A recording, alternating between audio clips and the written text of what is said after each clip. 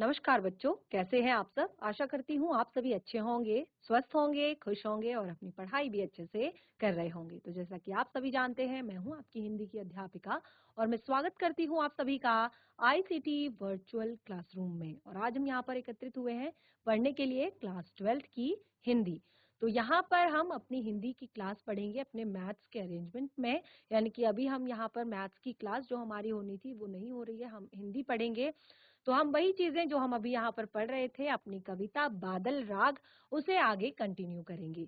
तो देखिए हमने यहाँ पर 3 काव्यांश अपनी कविता के पढ़ लिए थे और देखिए हम अपने चौथे काव्यांश को भी यहाँ पर पढ़ेंगे और साथ ही अब हम इस कविता के अर्थ ग्रहण संबंधित प्रश्नों को भी यहाँ पर डिस्कस करेंगे, क्योंकि कविता परीक्षाओं की दृष्टि से महत्वपूर्ण है। और मैंने आपको शुरुआत में ही बताया था कि इस कविता का जो भी आप काव्यांश पढ़ें उससे कुछ प्रश्न बनाने की कोशिश करें, क्योंकि लास्ट अगर आप 3-4 इयर्स के सैंपल पेपर देखेंगे, उठाकर देखेंगे, तो उसमें आपको ये चैप्टर हर तरीके से, यानी कि पठित काव्यांश के तौर पर और प्रश्नोत्तर के तौर पर आपको हर जगह ये चैप्टर जो है दिखाई देगा। तो इसीलिए ध्यान पूर्वक समझने का प्रयास करें। तो चलते हैं स्मार्ट बोर्ड की तरफ, शुरू करते हैं अपने आज का सेशन। सभी बच्चे ध्यान पूर्वक पढ़ेंगे, साथ ही समझने का प्रयास भी करेंगे। तो देखिए यहाँ पर हमने जो तीसरा काव्यांश है अपना, वो भी हमने क्लियर कर लिया था। अब हम अपने चौथे काव्यांश को पढ़ेंगे। देखिए यहाँ पर जो तीसरा काव्यांश था उसमें हमने पढ़ा कि क्या पढ़ा, एक बार रिवाइज कर लेते हैं, क्योंकि कुछ बच्चे जो है क्लास से इधर उधर हो गए होंगे। सारे बच्चे अपनी सीट पर बिल्कुल उसी तरह से बैठ जाएं और वहीं से हम कंटिन्यू कर रहे हैं। अट्टालिका नहीं है रे आतंक भवन, सदा पंख पर ही होता जल विप्लव, शुद्र प्रफुल्ल जलज से सदा छलकता नीर, रोग शोक में भी हंसता है शैशव का सुकुमार शरीर। अट्टालिका नहीं है रे, यानी कि जो बड़े बड़े मकान होते हैं, जो बड़ी बड़ी बिल्डिंगें होती हैं, जो बड़ी बड़ी अटारियां होती हैं, महल होते हैं, उनके लिए कहा है कि ये अट्टालिका नहीं है, ये महल नहीं है, ये तो आतंक भवन है। क्योंकि हमेशा डर किसको होता है? जिसके पास ज्यादा होता है। अब देखिए अगर हम धन की ही बात करें, ठीक है, ज्यादा सिक्योरिटी की जरूरत किसको पड़ती है? ज्यादा एक तरह से डर किसको लगता है कि चोरी हो जाएगी? जिसके पास ज्यादा होगा। ठीक है, एक तरीके से देखा जाए ये आपके संसाधनों के ऊपर भी होता है कि जिसको वो वही हमेशा आदमी प्रेशर में होता है, वही हमेशा आदमी टेंशन में होता है जिसके पास बहुत सारी चीजें होती हैं, बहुत सारे संसाधन होते हैं। तो एक तरह से जिनकी इतनी बड़ी बड़ी बिल्डिंगें हैं, आप देख सकते हैं, जिनकी इतनी बड़ी बड़ी बिल्डिंगें हैं, जिनके इतने बड़े बड़े घर हैं, हमेशा डर उन्हीं के अंदर होता है। तो ये कोई अट्टालिका नहीं है, ये आतंक भवन है। क्यों आतंक भवन है? क्योंकि पंख पर ही होता जल प्रलय, जल विप्लव प्लवन, शुद्र प्रफुल्ल, यानी कि जो पंख है, पंख अर्थात जो एक तरह से जो चोटी होती है, जो एक ही जो कीचड़ से भरी हुई जो एक तरह से जो बारिश होती है, जो बाढ़ आती है, वो हमेशा जो बारिश होती है वो बड़े बड़े जो भवन होते हैं उनको ही एक तरह से नुकसान पहुंचाती है। क्योंकि विप्लव प्लवन, तो यहाँ पर क्या कहा है? छलकता नीर, रोग शोक में भी हंसता शैशव का सुकुमार शरीर। जो छोटा होता है, जो छोटे होते हैं, वो क्या करते हैं? रोग शोक में भी। आपने देखा होगा जो छोटे बच्चे होते हैं उनको फर्क नहीं पड़ता कि उन्हें चोट लगी है, वो बीमार है, वो किसी भी तरह से, क्योंकि उनको सारी चीजें सहने की आदत होती है, सारी चीजों को सहने की ताकत उन्हें भगवान ने दी होती है। क्योंकि वो अपनी परेशानी किसी से शेयर नहीं कर सकते, अपनी प्रॉब्लम किसी को बता नहीं सकते, तो इसीलिए उनको हर चीज को सहने की ताकत भगवान देता है। तो बिल्कुल वही यहाँ पर कहा गया है कि कवि कहते हैं, देखिए ये शब्दार्थ मैंने क्लियर कर दिए थे, सब प्रसंग मैंने पढ़ लिया था, और यहाँ पर बताया कि कवि कहते हैं कि जितने भी ये पूंजीपति लोग होते हैं, ठीक है, जो पूंजीपति लोग होते हैं, इनके जो ऊंचे ऊंचे भवन हैं, ये केवल भवन नहीं है, ये आतंक भवन है। ये क्या है? आतंक भवन है, क्योंकि ये गरीबों को आतंकित करने वाले हैं। ये सदैव हमेशा गरीबों का शोषण करते हैं। वर्षा से जो बाढ़ आती है वो सदा कीचड़ से भरी धरती को ही डुबोती है। जो बाढ़ आती है वो कीचड़ से भरी धरती को ही डुबोती है। भयंकर जल प्लावन सदैव कीचड़ पर ही होता है, और यही जल जब कमल की पंखुड़ियों पर पड़ता है तो वो और अधिक प्रसन्न हो उठता है। देखिए, कमल सबसे सुंदर कहाँ पर खिलता है? कमल सबसे सुंदर कहाँ खिलता है? कमल हमेशा कीचड़ में खिलता है। जो पानी के रुका हुआ पानी होता है ना, जो आपने कभी देखा किसी नदी पे कमल खिलते हुए? नहीं।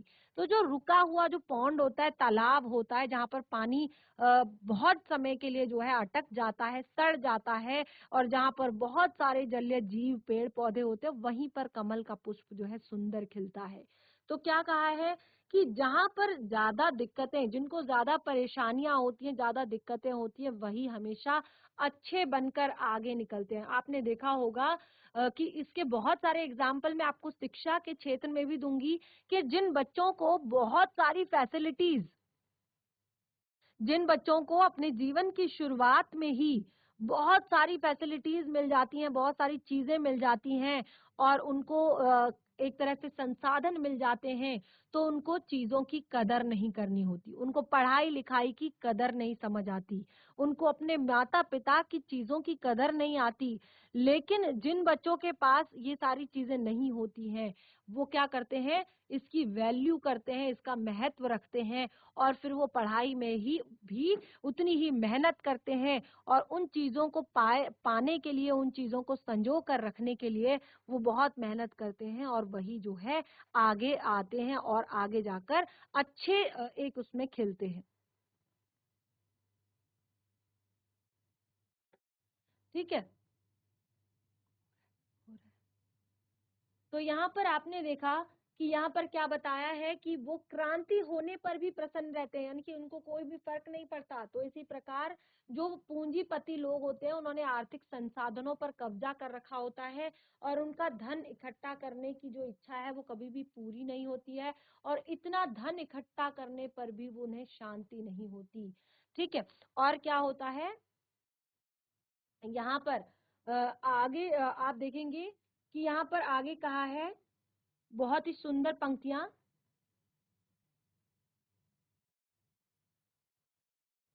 रुद्ध कोश है शुद्ध तोष। आगे देखिए, रुद्ध कोश है शुद्ध तोष, अंगना अंग से लिपट भी आतंक अंक पर कांप रहे। अंगना अंग से लिपट कर भी आतंक अंक पर कांप रहे, धनी वज्र गर्जन से बादल त्रस्त नयन मुख ढांप रहे। चौथा काव्यांश देखिए, क्या कहा है? रुद्ध कोश है शुद्ध तोष है, अंगना अगा से लिपटे भी आतंक अंक पर कांप रहे, धनी वज्र गर्जन से बादल त्रस्त नयन मुख ढांप रहे। जीर्ण बाहु है शीर्ण शरीर। आगे की पंक्तियां कितनी प्यारी हैं, देखिए।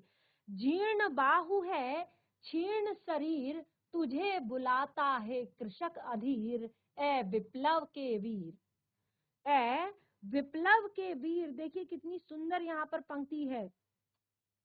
जीर्ण बाहु है शीर्ण शरीर, तुझे बुलाता कृषक अधीर, ए विप्लव के वीर। चूस लिया है उसका सार, चूस लिया है उसका सार, धनी क्या कहा है? धनी वज गजन गर्जन से बादल, ए जीवन के पारावार। तो देखिए कितनी सुंदर पंक्तियां यहाँ पर हैं हमारे चौथे काव्यांश की। क्या कहा है यहाँ पर? रुद्ध कोश है शुद्ध तोष है। रुद्ध कोश है शुद्ध तोष है। रुद्ध अर्थात रुका हुआ, कोश अर्थात खजाना। रुद्ध कोश है शुद्ध, शुद्ध अर्थात क्रुद्ध, तोष अर्थात शांति। रुका हुआ खजाना है, यानी कि भरा हुआ खजाना है, और मन में जो है शांति नहीं है, बिल्कुल शांति नहीं है मन में, क्योंकि मन में तो क्या है? डर है। जब खजाना अंदर भरा हुआ है तो भय तो लगना ही है। ठीक है, चाहे वो क्रांति किसी भी तरह की हो, फिर आपके अत्याचारों के लिए क्रांति हो, या जो आपने अनावश्यक तौर पर धन इकट्ठा किया गया है, गलत तरीके से जो धन इकट्ठा किया गया है, भले ही उसके लिए क्रांति हो, तो क्रांति तो होनी ही है और आपने डरना ही है। ठीक है। रुद्ध कोश है शुद्ध तोष, एक तरह से बहुत भरा हुआ आपका खजाना है और शांति आपके अंदर बिल्कुल नहीं है। अंगना अंग से लिपटे भी। अंगना अंग से लिपटे का क्या अर्थ है? अर्थात यहाँ पर कहा गया है कि पूंजीपति जो है उन्होंने बहुत सारे आर्थिक संसाधनों पर कब्जा कर रखा है, बहुत सारा धन उन्होंने इकट्ठा किया है और इतना धन इकट्ठा करने भी पर भी उन्हें शांति नहीं है और वो अपनी प्रियाओं से लिपटे रहते हैं। यानी कि वो अपने अपनों को हमेशा अपने आप से लिपटे रहते हैं, उनसे उनसे एक तरह से उनके साथ रहते हैं और फिर भी क्या कहा है? आतंक अंक पर कांप रहे। और जैसे ही ये बादल गरजते हैं ना तो वो कांपने लगते हैं, उनको हमेशा भय होता है, उनको हमेशा डर होता है। तो मैंने यहाँ पर आपको बताया कि जिसके पास कुछ नहीं है वो कभी नहीं डरता। जिसके पास कुछ नहीं है यानी कि एक तरह से बहुत सारा धन नहीं है, बहुत सारी दौलत नहीं है और बहुत सारे ऐसे झूठे रिश्ते नाते नहीं है, तो उसको कुछ भी खोने का भय नहीं है। उसको डर नहीं लगता इन बादलों से या उसको डर नहीं लगता किसी भी तरह की क्रांति से। लेकिन ये क्या है? वे अपनी प्रियाओं से लिपटे रहते हैं और फिर भी बादलों की गर्जना सुनकर कांपने लगते हैं। धनी वज्र गर्जन से बादल त्रस्त नयन मुख ढांप रहे। यानी कि वे क्रांति की गर्जना सुनकर अपनी आंखें बंद कर लेते हैं और अपने मुख जो है ढांप लेते हैं, अपने मुख छुपा लेते हैं, अपने मुख जो है ढक लेते हैं। आगे आगे क्या कहा है? जीर्ण बाहु है शीर्ण शरीर। अब जीर्ण का क्या अर्थ होता है? जीर्ण का अर्थ होता है पुराना या स्थिल। बाहु, बाहु का अर्थ होता है बाहें या भुजा कह सकते हैं। क्षीर्ण शरीर, क्षीर्ण का अर्थ होता है कमजोर। ठीक है, जीर्ण बाहु है क्षीर्ण शरीर, तुझे बुलाता कृषक अधीर। जिसका जो शरीर है जीर्ण यानी कि काम करते करते, मेहनत करते करते जिसका शरीर जो है स्थिर हो चुका है, जिसका शरीर जो है एक तरह से थक चुका है और बाहु अर्थात भुजाएं जो है क्षीर्ण हो चुकी हैं, कमजोर हो चुकी हैं, जिसकी भुजाएं क्षीर्ण हो चुकी है, ऐसे कृषक, ऐसा अधीर कृषक, अधीर अर्थात जो व्याकुल है, क्योंकि कृषक को ही हमेशा इन सब चीजों की जरूरत पड़ती है। पानी बादल के लिए वो हमेशा तरसता है। तो जीर्ण बाहु है शीर्ण शरीर, तुझे बुलाता कृषक अधीर। कृषक जो है क्या है? अधीर है, व्याकुल है। तो कहा है क्या कहा है यहाँ पर? ए विप्लव के वीर। क्या कहा है? विप्लव यानी कि ए विनाशक वीर। अब देखिए फिर से विनाशक का है, ए विप्लव के वीर, ए विनाशक वीर, चूस लिया है उसका सार इस पूरे संसार ने।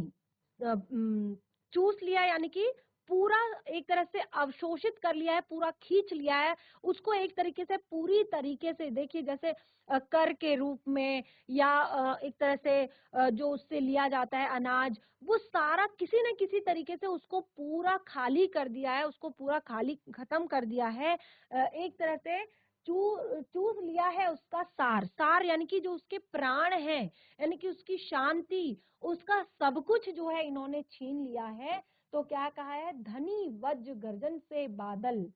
तो यहाँ पर कहा है कि अब वो केवल और केवल, यहाँ पर क्या कहा है कि यह विप्लव के वीर शोषण के कारण, एक तरह से जब किसान का शोषण हो रहा है तो शोषण के कारण किसान की जो बाहें हैं वो अब शक्तिहीन हो गई है, वो मेहनत करते करते थक गया है। जो जो एक पूंजीपति लोग हैं उसकी चीजें जो है ले लेते हैं, कर के रूप में ले लेते हैं, अलग अलग तौर पर ले लेते हैं और उसका शरीर कमजोर हो गया है।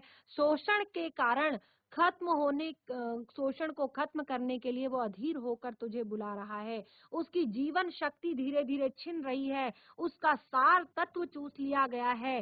अब वो केवल क्या बचा है? अब वो केवल हड्डियों का ढांचा मात्र बचा हुआ है। हे जीवन दाता, क्या कहा है? ए जीवन के पारावार। जीवन के पारावार यानी कि जीवन को पार लगाने वाले ए जीवन दाता, अब तू बरस कर किसान की गरीबी को दूर कर। क्या कहा है? वज्र गर्जन से बादल, ए जीवन के पारावार, तू जोर से गर्जन कर और बहुत तेज से बरस, क्योंकि किसान की गरीबी जो है इसी से दूर होगी। क्रांति करके तू इस शोषण को समाप्त कर, इस शोषण को खत्म कर। तो इस तरह से हमने यहाँ पर अपने चारों काव्यांश जो है पढ़ लिए हैं। और अब देखिए यहाँ पर काव्यांश जब हमने पढ़े तो इसका हमने यहाँ पर इसकी मैं सप्रसंग व्याख्या एक बार यहाँ पर आपके लिए कर देती हूँ। तो जीर्ण का अर्थ होता है पुरानी या स्थिर, बाहु का अर्थ होता है भुजा, क्षीर्ण का अर्थ होता है कमजोर, कृषक अर्थात किसान, अधीर अर्थात व्याकुल, विप्लव अर्थात विनाश का अर्थ होता है प्राण, हाड़ मांस एवं हाड़ का अर्थ होता है हाड़ मांस, जो हड्डियों का ढांचा होता है उसको हाड़ मात्र कहते हैं। पारावार का अर्थ होता है कि एक तरह से समुद्र। तो प्रसंग सेम चीज वही है। प्रस्तुत काव्यांश हमारी पाठ्य पुस्तक आरोह भाग 2 में संकलित कविता बादल राग से उद्धृत है। इसके रचयिता महाकवि सूर्यकांत त्रिपाठी निराला हैं। इसमें कवि ने बादल को विप्लव एवं क्रांति का प्रतीक मानकर उसका आह्वान किया है। फिर से कहा है कि हे विप्लव के वीर, शोषण के कारण किसान की बाहें क्षीण हो गई हैं, उसका शरीर कमजोर हो गया है, वह शोषण खत्म करने के लिए अधीर होकर तुझे बुला रहा है। शोषकों ने उसकी जीवन शक्ति, उसकी प्राण शक्ति तक छीनने को तैयार है। उसका जो एक अस्तित्व है, एक सार है, वो तत्व उससे छीन लिया गया है। अब वो हड्डियों का ढांचा मात्र रह गया है। हे जीवन दाता, तुम उस पर बरस कर किसान की गरीबी को दूर करो, क्रांति करके उसके शोषण को समाप्त करो। तो इस तरह से काव्यांश चारों यहाँ पर हमने पढ़ लिए हैं और उनका एक तरह से सप्रसंग व्याख्या भी हमने कर ली है। तो जो हमारा नेक्स्ट सेशन होगा उसमें हम यहाँ पर जो चारों काव्यांश हमने लिए, चारों काव्यांश के हम अर्थ ग्रहण संबंधित प्रश्नों को करेंगे और चारों काव्यांशों में क्या क्या विशेष है उसको हम यहाँ पर पढ़ेंगे। और साथ ही पाठ से जुड़े हुए प्रश्नोत्तर भी डिस्कस करेंगे। क्योंकि कविता परीक्षाओं की दृष्टि से महत्वपूर्ण है, इसलिए 4 काव्यांशों में इसको बांटा है। तो कोई भी काव्यांश आपके एग्जाम में आ सकता है, इसीलिए चारों के अर्थ ग्रहण संबंधित प्रश्नों को यहाँ पर डिस्कस करेंगे। नेक्स्ट सेशन जो है बहुत ही ज्यादा महत्वपूर्ण है, कविता को अच्छे से पढ़ें और कोई भी डाउट हो तो उसे नेक्स्ट सेशन में जरूर क्लियर करें। तब तक के लिए धन्यवाद। आपका दिन शुभ हो।